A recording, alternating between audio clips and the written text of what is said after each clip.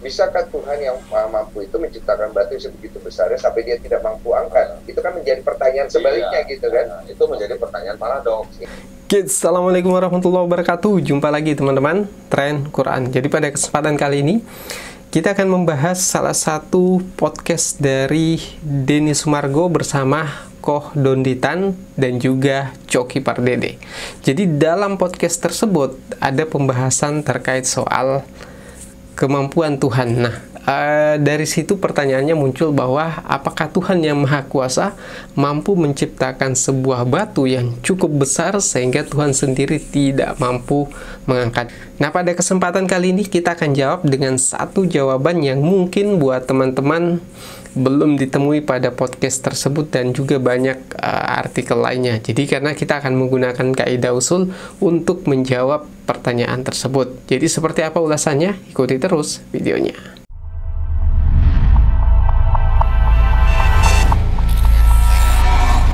Oke, teman-teman, Tren Quran. Jadi belakangan ini bicara soal mu'alaf, ateis dan lain sebagainya. Salah satu channel yang lagi naik daun adalah channel dari Koh Donditan.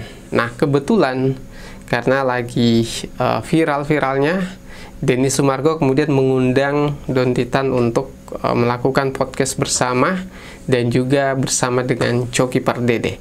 Nah, menariknya karena Coki Pardede adalah kita ketahui sebagai agnostik.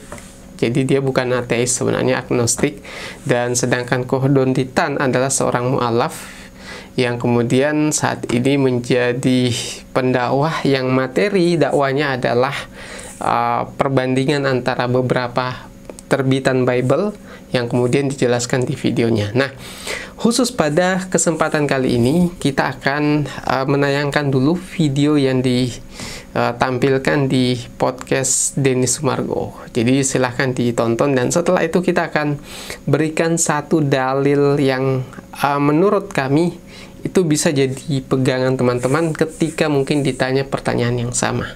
Oke, seperti apa videonya? Silahkan ditonton. Jadi kalau Tuhan yang Maha Pencipta, dia menjadi makhluk ciptaannya, kalau istilahnya orang saudara kita kan inkarnasi gitu, Firman menjelma jadi manusia, inkarnasi jadi manusia, jadi Yesus lah dalam hal ini. Nah, ini yang dalam pandangan Islam, ini yang tidak logis. Karena apa? Tuhan punya sifat, dia adalah sang pencipta, dia maha benar, maha baik, maha suci. Dia tidak mungkin jadi makhluk ciptaan yang tidak maha benar, tidak maha suci, tidak ada mahanya gitu kalau manusia. Saya potong dikit. Ya. Bagaimana kalau kita menggunakan kalimat bahwa Tuhan itu kan maha segalanya, maha mampu.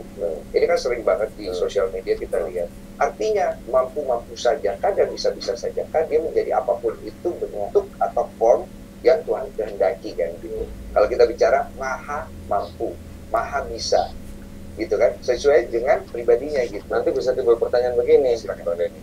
Bisa nggak Tuhan yang maha mampu itu menciptakan batu yang segitu gedenya sampai dia nggak mampu ngangkat? Bisakah Tuhan yang maha mampu itu menciptakan batu yang sebegitu besarnya sampai dia tidak mampu angkat? Itu kan menjadi pertanyaan sebaliknya gitu kan? Itu menjadi pertanyaan paradoks. Iya, paradoks dia jadi. Jadi yang sesuatu yang tidak pada kodratnya gitulah. Oke. Kita bilang maha kuasa bukan berarti dia maha kuasa, tapi pada saat yang sama juga dia tidak maha kuasa. Oke, maksudnya begitu. Jadi paradoks. Jadi kontra ya. Tidak bisa satu sifat yang A pada saat yang sama bersama-sama dengan being itu gitu. Iya. Contoh misalnya, kalau orang bilang Tuhan itu maha kuasa, karena dia maha kuasa dia bisa jadi apa aja termasuk jadi manusia, kan gitu. Iya, itu kalau ada ungkapan seperti itu. Ada orang premis begitu ya. Premisnya begitu. Kan kita bisa bertanya begini, kalau dia maha kuasa, dia bisa jadi apa aja, termasuk jadi manusia, bisa nggak dia jadi iblis? Nah, itu kan pertanyaannya. Kenapa saya bertanya tentang jadi iblisnya? Karena iblis, kita sudah tahu, sama-sama tahu bahwa sifatnya pasti jahat. Betul kan? Kalau Tuhan punya sifat jahat nggak? Nggak. Jadi bisa nggak pada saat yang sama, Tuhan yang tidak punya sifat jahat, mempunyai sifat jahat? Nah, itu maksudnya gitu.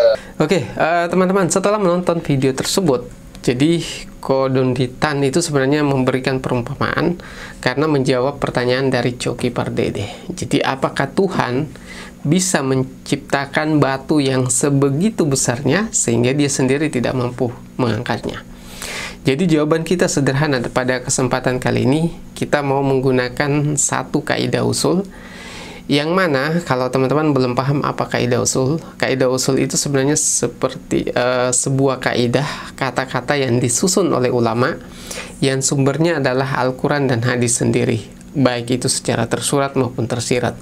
Nah, kita contohkan dari pertanyaan tadi dalam Al-Quran misalnya, innallaha ala kulli syai'in qadir.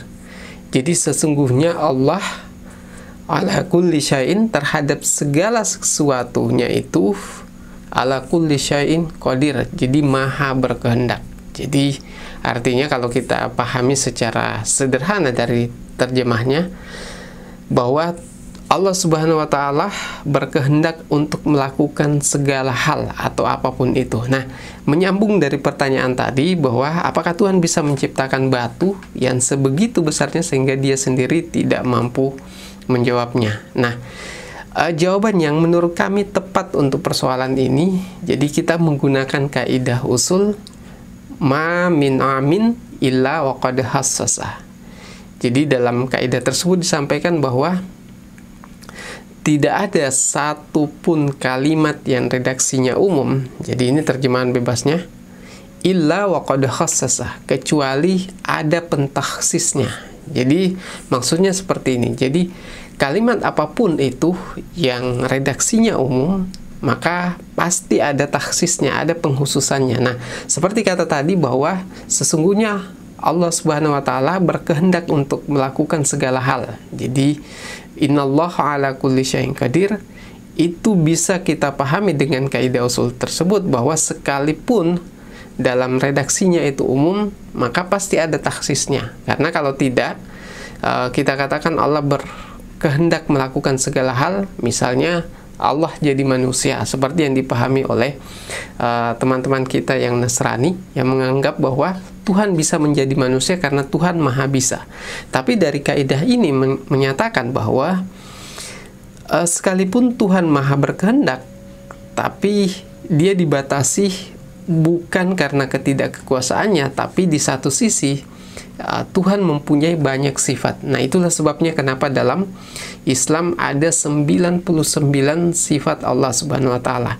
Jadi sifat apa yang membatasi itu? Bahwa Allah Maha Kuasa, Dia Maha Kuasa menciptakan segala hal, tapi ketika Dia menjadi manusia atau menjadi apapun itu, mungkin bisa menjadi iblis dan lain sebagainya, maka itu tidak mungkin karena manusia adalah ciptaan sedangkan Tuhan adalah Tuhan. Jadi kemahakuasaan Tuhan itu tidak bisa diasumsikan, dipahami bahwa Dia bisa melakukan segala sesuatu yang tidak konsisten. Seperti pada pertanyaan tadi, Tuhan Maha Kuasa melakukan segala sesuatu termasuk menjadi Tuhan, bukan berarti Tuhan bisa menjadi manusia, karena manusia adalah makhluk yang diciptakan, bukan Tuhan. Jadi kurang lebih sama pertanyaannya, apakah Tuhan bisa menciptakan Tuhan? Jawabannya, Allah bisa menciptakan segala hal, tapi apapun yang diciptakan itu berarti Dia bukanlah Tuhan. Sehingga kalau pertanyaannya apakah Tuhan bisa menciptakan Tuhan, otomatis pertanyaan itu gagal dan batal karena yang diciptakan pasti bukan Tuhan, sehingga Tuhan pasti tetap akan ada satu Tuhan. Jadi teman-teman, pembahasan seperti ini mungkin tidak akan ada habisnya. Nah, apa yang kita paparkan tadi juga punya dasarnya tersendiri. Kita tidak mau membahas lebih dalam soal ini karena kita mengaitkan dengan tema kita soal mu'allaf, tapi kita tidak akan membahas lebih jauh soal filsafat karena itu bukan ranah kita. Jadi kita cuma mengambil satu kutipan ma min amin illa wa qad khassasa, yaitu dari kaidah usul, bahwa tidak ada satu kalimat pun yang sifatnya, yang redaksinya umum kecuali ada pentakhsisnya. Jadi Allah Maha Kuasa melakukan segala sesuatu, tapi di satu sisi Allah mempunyai banyak sifat yang tentunya harus konsisten. Jadi itu dia penjelasan kita teman-teman. Kalau ada pertanyaan terkait ini, silahkan komentar di bawah. Dan kalau suka video ini, silahkan share ke berbagai sosial media. Sekian dari saya. Assalamualaikum warahmatullahi wabarakatuh.